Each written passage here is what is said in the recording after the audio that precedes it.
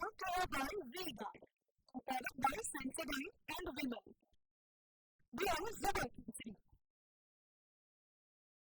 અસહ્ય ગરમીનો તાપ જોવા મળી રહ્યો છે ત્યારે આપણી સાથે અમદાવાદથી વાત કરવા માટે સંવાદદાતા જિગ્નેશ પટેલ જોડાયા છે અને બનાસકાંઠાથી અતુલ ત્રિવેદી જોડાયા છે। જિગ્નેશ, સૌથી પહેલા આપે જણાવો અમદાવાદમાં, કારણ કે 45.9 ડિગ્રી સુધી તાપમાન પહોંચી ચૂક્યું છે, આપ શહેરમાં શું જોઈ રહ્યા છો, કેટલી અસર લોકોમાં જોવા મળી રહી છે અને કોર્પોરેશન તંત્ર શું કરી રહ્યું છે?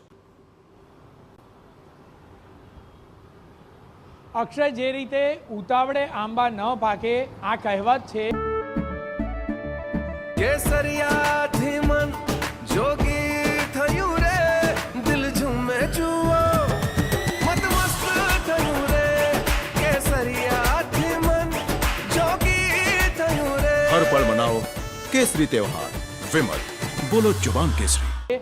આ જ પ્રકારે જોઈએ તો કોર્પોરેશનમાં આ ઘાટ અવારનવાર જોવા મળતો હોય છે। કોર્પોરેશન દ્વારા શહેરના અલગ અલગ વિસ્તારોમાં જંકશન પર પ્રાયોગિક ધોરણે સ્પ્રિંકલર લગાવવામાં આવ્યા હતા, જેમાંથી પાણીનો છંટકાવ થાય, અમુક સમયે થાય, જ્યારે સિગ્નલ પર લોકો જ્યારે ઊભા હોય, વાહન ચાલકો ઊભા હોય તો ત્યારે તેમને ગરમીનો અહેસાસ ન થાય અને કેટલેક અંશે ગરમીમાંથી રાહત મળે તે પ્રકારનો હેતુ હતો। પરંતુ હાલમાં આ સ્પ્રિંકલર બંધ હાલતમાં છે। જે કોન્ટ્રાક્ટરને આ કામગીરી આપવામાં આવી હતી તે જ કોન્ટ્રાક્ટરે 45 ડિગ્રી જ્યારે પાર ગયો છે ગરમીનો પારો, તે જ સમયમાં કામગીરી કરવાની બંધ કરી દીધી છે અને હાલમાં આ સ્પ્રિંકલર જે જંકશન પર લગાવવામાં આવ્યા હતા તે શોભાના ગાંઠિયા સમાન બની ગયા છે। કોઈ પણ પ્રકારે વાહન ચાલકોને તેનો ઉપયોગ થતો નથી, તેનો લગાવવાનો જે ઉદ્દેશ્ય હતો તે ઉદ્દેશ સાર્થક થયો નથી।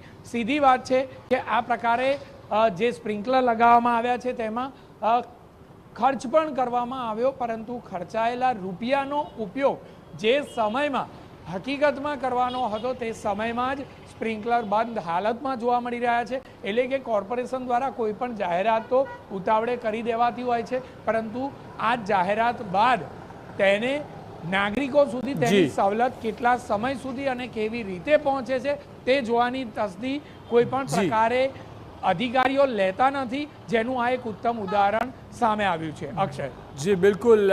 અતુલ, આપ જણાવો, બનાસકાંઠામાં તો એક મોત પણ થયું છે ગરમીને કારણે, અને ગઈકાલે પણ આપની જે સ્ટોરી હતી કે એક ગામમાં 4-5 ગામ એવા હતા કે જ્યાં વીજ કાપ પણ હતો। આપ જણાવો, સ્થિતિ શું છે જિલ્લાની, લોકો શું કહી રહ્યા છે, કેટલા હેરાન છે?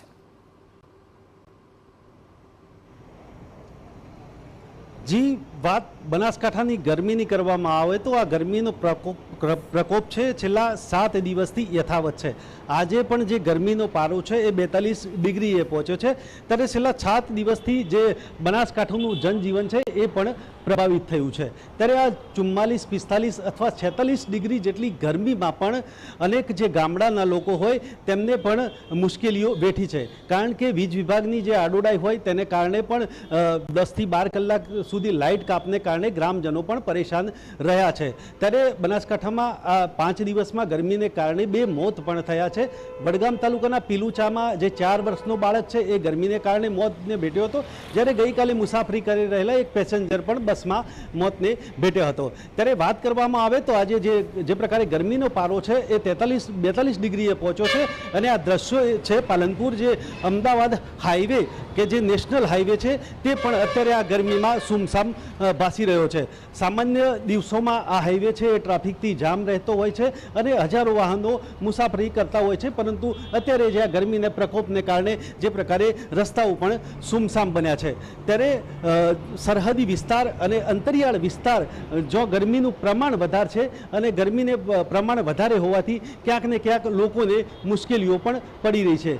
જિલ્લામાં ક્યાંક ને ક્યાંક સેવાભાવી સંસ્થાઓ પણ પાણી અને છાશના જે કેન્દ્રો છે તેને લઈને સેવા કરી રહી છે અને જે લોકો હોય તેમની ઠંડક છે તેમને આપવાના પ્રયત્નો કરી રહી છે, પરંતુ જે ગરમીનો પ્રકોપ જોતા જિલ્લામાં જે 7 દિવસથી ગરમીનો પ્રકોપ છે અને ચોક્કસપણે લોકોએ હવે આ અતિશય ગરમીને કારણે ઘરથી બહાર નીકળવાનું પણ ટાળ્યું છે। ત્યારે નગરપાલિકા અને તંત્રની પણ ગાઈડલાઈન છે કે લોકોએ બપોરે કામ વગર ઘરની બહાર ન નીકળવું અને ઠંડા પીણાનો ઉપયોગ કર્યો, તે પ્રકારે લોકો પણ અત્યારે તંત્રની સૂચનાને વર્તી રહ્યા છે અને જેને કારણે જ જે બજારો છે અથવા તો જે લોકો છે તે બહાર નીકળવાનું પસંદ નથી કરતા અને જેની સીધી અસર તે ધંધા રોજગાર પર પણ થઈ છે.